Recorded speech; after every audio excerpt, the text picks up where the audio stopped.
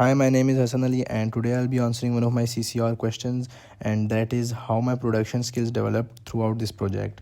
So, I'll be answering this question in a director's commentary format, and in the starting, I'll show you my rough cut, and after that, we'll proceed to my presentation. So, let's get started.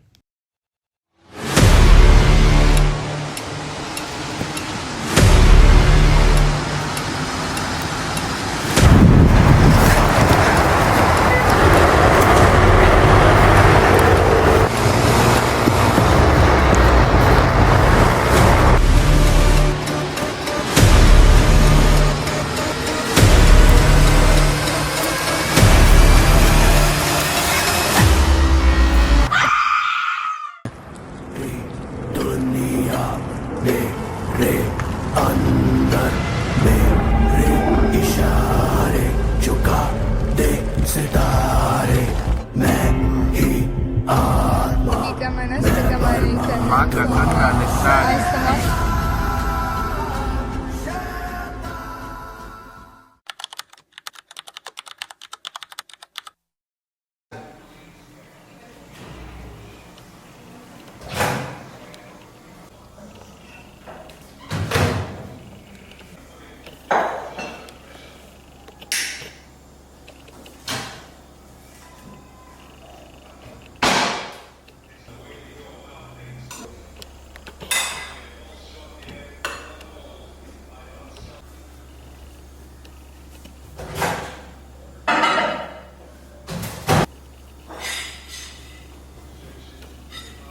also wanted to go over the top and go for six.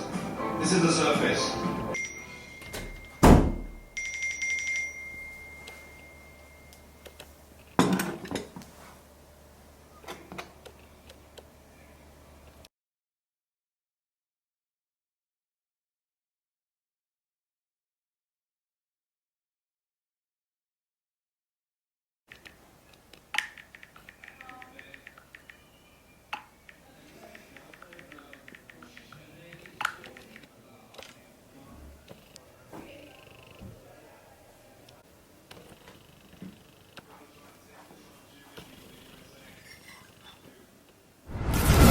पृथ्वी अंबर सात समंदर सारे दुनिया मेरे अंदर मेरे इशारे झुका दे सितारे मैं ही आत्मा मैं परमात्मा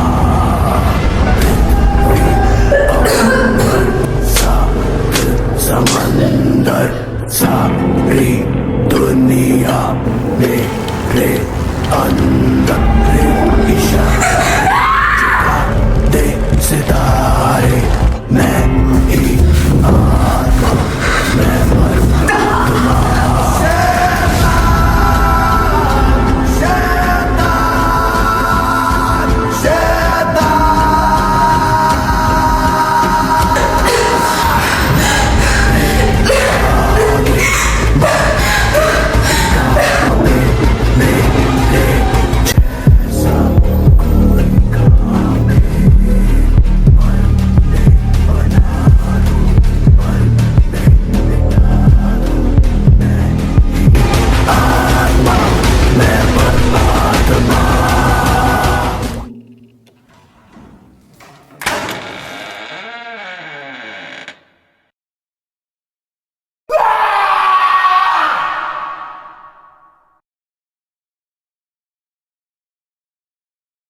So, throughout the production of this project, my skills developed significantly across planning, filming, and sound design. At the start, my understanding of the production was quite basic, mostly focused on capturing footages. But however, as I progressed, I began to think more critically about the scenes. In the first scene, which features a crow on a tree branch, I began developing my understanding of visual symbolism and mise en scene. Initially, I understood the importance of a static shot. The bird acts as a symbolic element often associated with death or danger, which immediately signals the audience that the movie will be a darker or horror genre.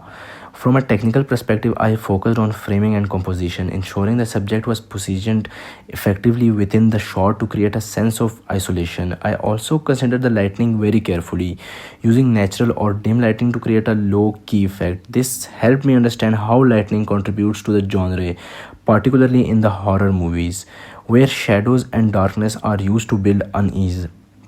This scene marked the beginning of my ability to think beyond just filming. The second scene, where the girl runs through a dark forest, allowed me to develop my skills in the camera movement, continuity, editing, and sound design.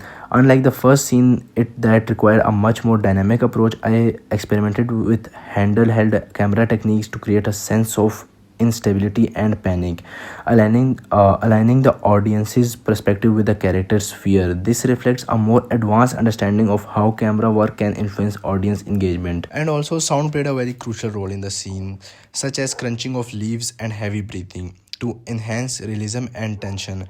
I learned how layering sounds can intensify the emotional impact of a scene. And also, sound played a very crucial role in the scene, such as crunching of leaves and heavy breathing, to enhance realism and tension. I learned how layering sounds can intensify the emotional impact of a scene. By limiting what the audience can see, I was able to build suspense more effectively, which is a key convention of horror. And also, directing the actor in the scene also helped me develop my communication and skills. I had to guide performance to ensure the fear appeared authentic, which required clear instruction and multiple tasks. This improved my ability to manage actors and achieve a desired emotional response. So in the third scene, where involving the ritual with hooded figures, was the most technically complex and significantly developed my skills understanding of mise-en-scene, lighting, and design of group staging. I carefully arranged the character around the pentagram to create a visual balance, ensuring that each figure contributed to overall aesthetic. The use of candles introduced practical lighting, which created shadows and added depth to the scene, reinforcing the supernatural atmosphere. This scene allowed me to experiment with camera techniques, particularly with the overhead shot that reveals the full arrangements. Planning this shot required a more advanced understanding of spatial awareness and visual storytelling.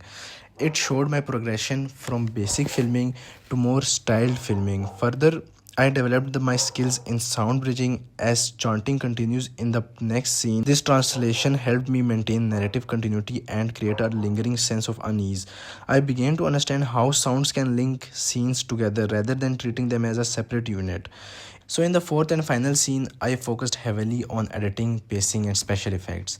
The scene contrasts normality with horror, beginning in a domestic setting before introducing the disturbing elements. I learned how control pacing to build tension gradually, using slower moments followed by sudden disturbing moments, such as the plate on the table or the insects appearing.